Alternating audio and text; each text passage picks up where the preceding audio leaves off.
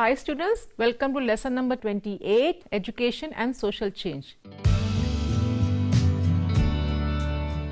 The relationship of education with social change is not a simple unilateral one, as perhaps many would like to believe that it is not only instrumental in bringing about social change, it is also quite interestingly instrumental in maintaining the status quo. In other words, education plays both a conservative and radical role. That is, it helps both in maintaining and changing different aspects of the social system. Social scientists had diverse positions on the relationships between education and social change. There are some who treat education as the most important ideological state apparatus appropriated by the ruling classes to pursue their own ideas and interests. They maintain that education is an instrument forged by the ruling classes to serve and preserve their own interests and largely to maintain the status quo in the existing economic and political power structure. At the other end, there are many social scientists, politicians, educationists, and educational planners who consider education as an important instrument of social change, particularly in the context of third world countries. Here, education is treated as affecting economic development and social change. The students here will be able to focus on an analysis of education in the context of social change, and they will be able to relate education with other social institutions from various perspectives. US President Lyndon Johnson in 1960 said that the answer to all our national problems comes down to a single word, that is education. Education is more than schooling or being literate. While school is a formal institutional mechanism for imparting formal education, education as an informal process can be ever continuing. It is a social process which enables and promotes acquisition of skills and knowledge and the broadening of personal horizons. It can be defined as the process of cultivation of distinct qualities and trained through explicit instructions or through implicit inhibitions as part of growing up amidst family members, kins, and peer groups. Francis J. Brown remarks that education is a process which brings about changes in the behavior of society. It is a process which enables every individual to effectively participate in the activities of society and to make positive contribution to the progress of society. In traditional society, educational function was performed by family. But in modern societies, functional alternatives in form of schools, colleges, and other institutions have come up. Further, earlier it was mostly linked to religion, but today it is secular in its character and is more inclusive in its approach. The invention of printing press in the year 1423 was a milestone in the history of education. Books and print material now became readily available, and education itself became broader and open to all. It also promoted vernaculars. The major consequence of this is the spread of literacy. Education brings social change by way of affecting existing value system and beliefs, it creating capacity among the individuals to develop new ideas, as well as opening up new avenues for social mobility. It also helps in fostering personal development and self-fulfillment. It tries to encourage the individuals to develop his or her mental, physical, emotional, and spiritual talents. Hence, education and social change are linked in the following ways. The first one, education initiates social change. That is, education is the most powerful instrument of social change because it fulfills the needs of the society and propagates ideas which promote social change in the fields of life. It prepares the ground for the advent of social change. Many great evils like sati and child marriage were banished from the Indian society due to education. Education also has a capacity to welcome change. That is, it promotes capacity to welcome and accept social change easily and gladly. Education creates a wholesome and conducive environment for the social changes to become acceptable to all. Education also gives equality of opportunity. Modern education system and school provides equality of opportunity to the members of society to a great extent, regardless of their position in the system of stratification. It helps in creating a more open society and provides greater opportunities of social mobility. And educational capability of member increases their bargaining powers in the markets also increases. Education acts also as a moral agent. Education also play a role in imbibing social values like empathy and racial investigation. It upgrades personal skills and make members more valuable in the society. It broadens personal horizons as well. Children become in their lives what they practice at school and educational institutions. In Aristotle's words, we become just by performing just acts, temperate by performing temperate ones, brave by performing brave one. School performs the function of laying the moral foundation in society. Education also plays a role of economics. Education also has a close linkage with economic system. Mass education began only with Industrial Revolution. It began as a need of economic system. Technical education helped in scaling up the industries which heralded industrial institutions. Education fights orthodoxy, promotes liberal ideas. Education strives to banish social evils, blind customs and tradition through social reform projects. It helps in minimizing discrimination. Schools in modern societies are designed to promote uniformity, standardized aspirations and universalistic values. This is done through uniform textbooks, uniform dress code and a common pedagogy. Education also promotes social mobility. It provides avenues for social mobility. Mass education brings fundamental changes in the social structure.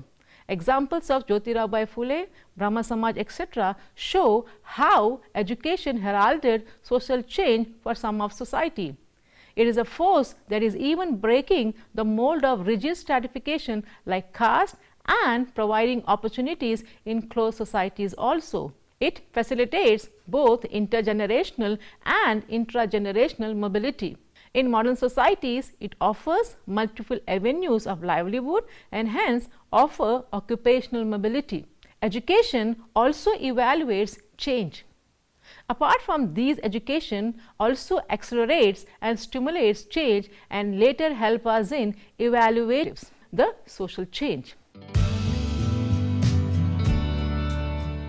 Now, we will discuss education and its relationship with other social institutions.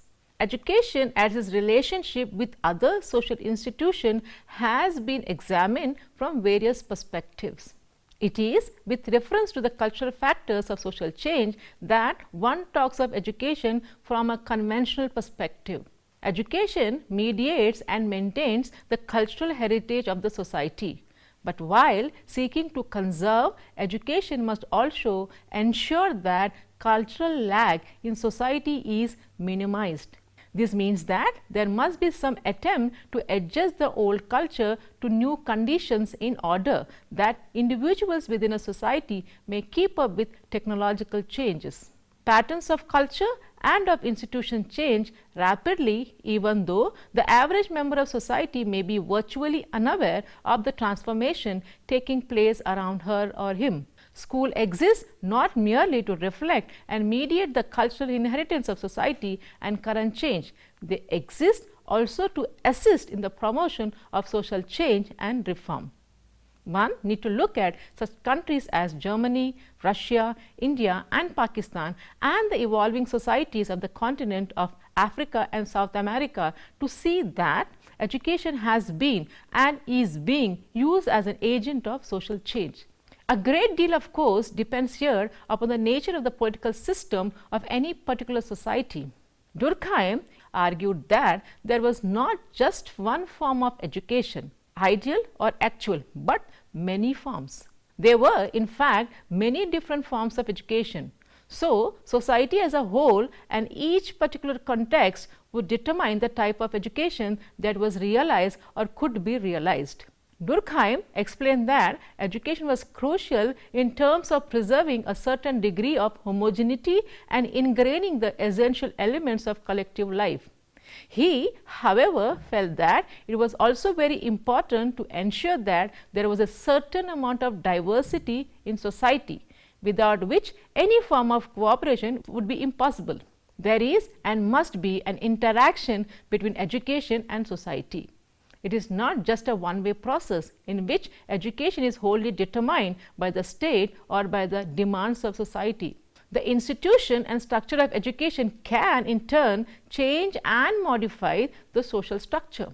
Society at large may dictate the change through the free election of political parties to power. In turn, the program, form and schedule of education, which to a large extent are directed and controlled by the political and social aims of society at any particular time, may contribute to the change. A study of comparative education will adequately reveal the fact that the ideologies, the political ideals and the social aims of countries like China, the USA and the Russia, France, Germany and England are reflected in their educational systems. Education, however, does not merely reflect society, it serves to bring change in it too. Karl Mannheim in the year 1960 also explored the problem of social change and social processes in relation to education.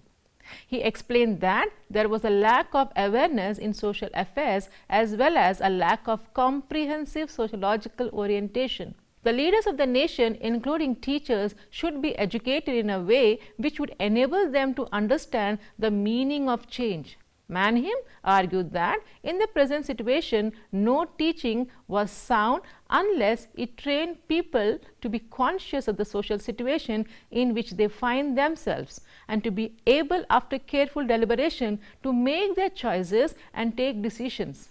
Education, for some philosophers believe, must therefore be for mobility, for flexibility of thought and action, for producing individuals with a high general level of culture so that they can adapt to changing economic and social conditions. According to Kamath, there are 4 positions regarding education and social change.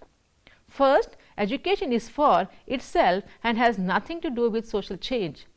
Second, education is determined completely by social factors and can therefore play no role in changing society. It follows social change. Third, education is an autonomous or relatively autonomous factor and therefore can and does induce social change.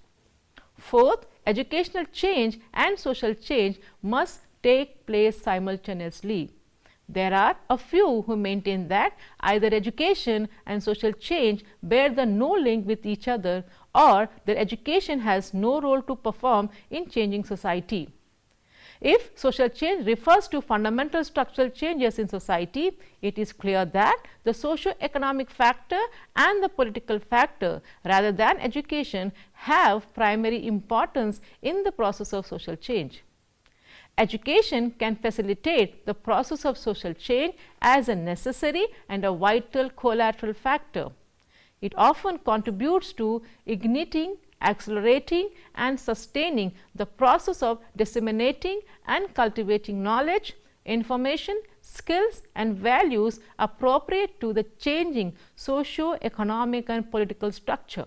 Moreover, in a rapidly changing situation, for example, in a post-revolutionary period when fundamental structural changes are taking place rapidly, education can undoubtedly operate as a powerful means to demolish the cultural and educational superstructure and to build in its place an altogether new structure appropriate to the situation, which would be in harmony with the newborn society.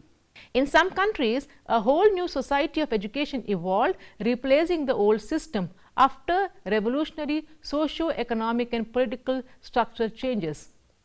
For example, after the British conquest of India, a system of modern education was introduced under the aegis of British ruler. The reflecting and renovating characteristics of education get enhanced by counterposing an alternative ideology which is in accordance with the emerging social situation. This entails challenging the existing ideology. It would be a hyperbole to say that education is the main instrument or the single most important factor of social change. Statements such as these are made for theoretical purposes, sometimes even to confuse the common people, particularly when they are delivered by politicians. Often they reflect that an incorrect understanding of the role of education, an incorrect assumption that a far-reaching structural transformation is already taking place and that education therefore should come forward to play the crucial role in consummating the transformation, and an essentially social reformist and welfare perspective with no bid for a far-reaching structural transformation.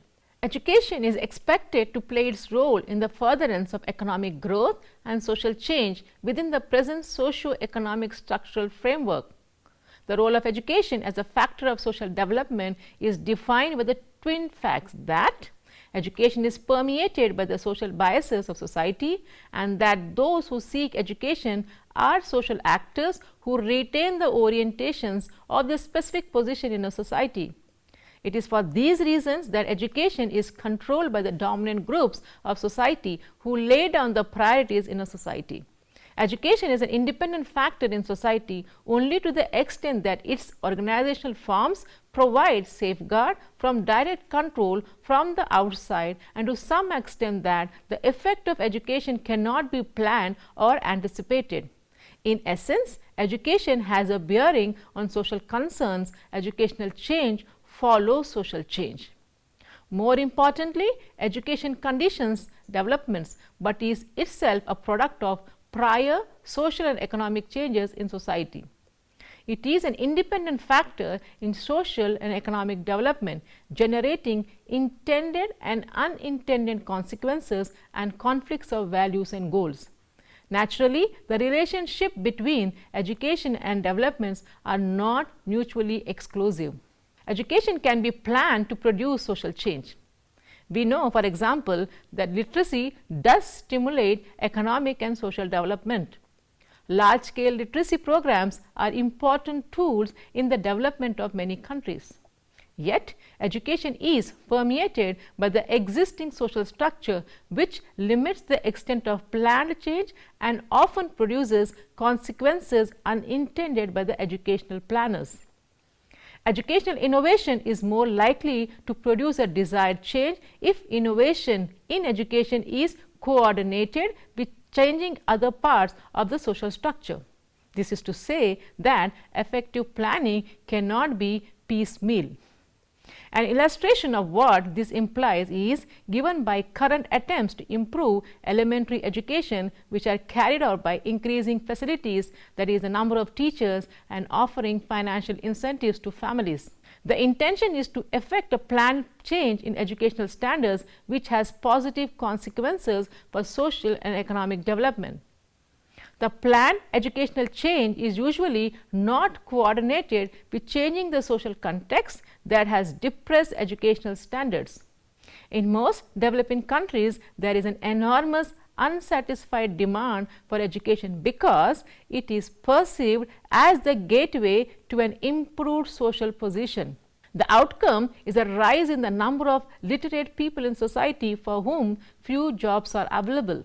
In its turn, the fact that there are few opportunities in many of these societies for occupational and social mobility through education discourages the poor people from obtaining education. Because the poor people have for so long been outside the decision-making process in their countries, they do not feel part of the society.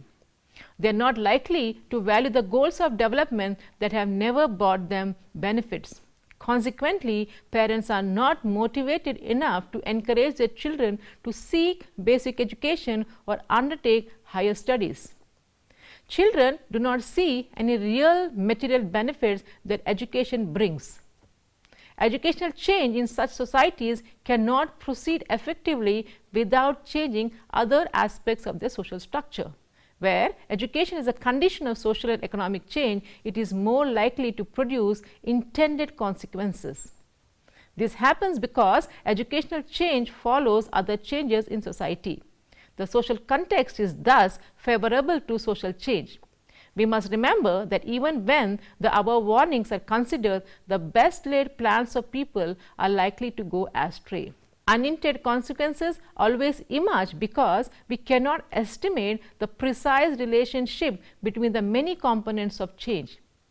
The study of unintended consequences is thus an important and continuing part of the sociologist's contribution to understanding and planning social change. This is not to say that unintended consequences essentially challenge social and economic development. The contribution of education to development is dynamic and multifaceted. Partly because they are organized, educational systems are able to secure some of their intended aims even when they come into conflict with the aims of those who control society. Given the length and complexity of the educational process, it is impossible for outside authorities to exercise a sufficiently detailed control to plug the infusion of undesirable ideas or information. Further, the length of an individual's exposure to education and the centrality of educational qualification for jobs in modern society make education a crucial sector for bringing about planned social change. Also, the unintended consequences and conflicts that arise in the educational processes are important and unplanned source of change in all societies. At the most basic level, they allow a large number of people the time to think and to read with relative freedom from the constraints of job, family or government, and ensure a constant critical re-examination of society. Now, we will discuss about education and social change in India. The relationship between education and social change in India can be conceptualized in 3 stages. The first stage is about the early British period to the end of the 19th century. In this period, the colonial socio-economic and political structure was established in India. However, it also played a kind of liberating role in breaking down traditional norms and values which were in consonance with the older feudal socio-economic politic and were a hindrance to itself. It also sowed the seeds of new norms and values of a bourgeois society and modern nationalism. This liberating influence was internalized and worked in 2 directions. First, towards a close scrutiny of the indigenous social system and culture, leading to powerful movements of social and religious reform and protest movements like 𝗧𝗏𝗃 Samaj. Second, towards the process of self-discovery, self-assessment in the context of the new situation, leading to the creation of an alternative center of social cohesion, the anti-imperialist movement for national liberation. In the second stage, education assumed a mass character.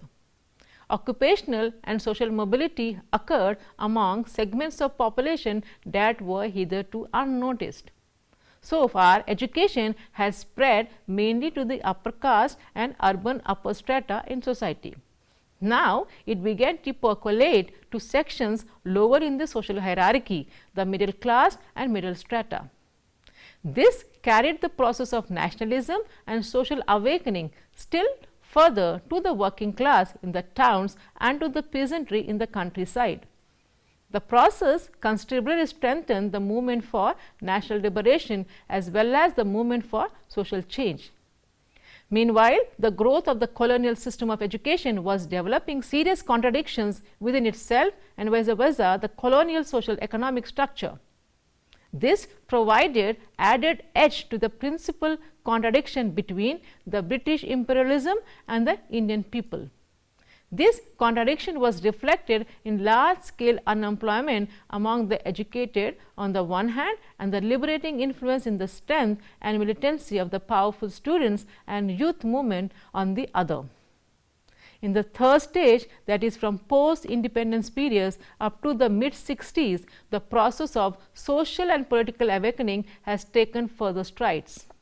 Its 2 aspects, conformity and liberation, are also operating. At the same time, the contradictions within the education system, that is, in relation with the development socio-economic structure, has also sharpened.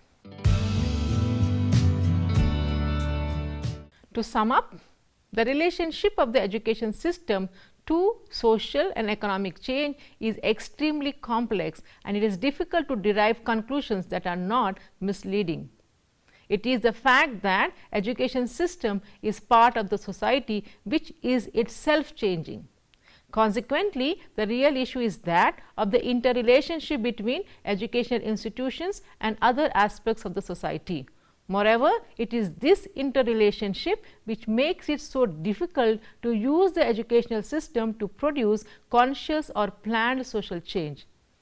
The education system cannot be seen in isolation from its social context. The realization that education reform is not a universal solution should not, however, lead us to minimize the importance of knowledge about the educational institutions in society. This simply means that the relationship between education and social change is very complex, and no simple generalization can be drawn regarding them.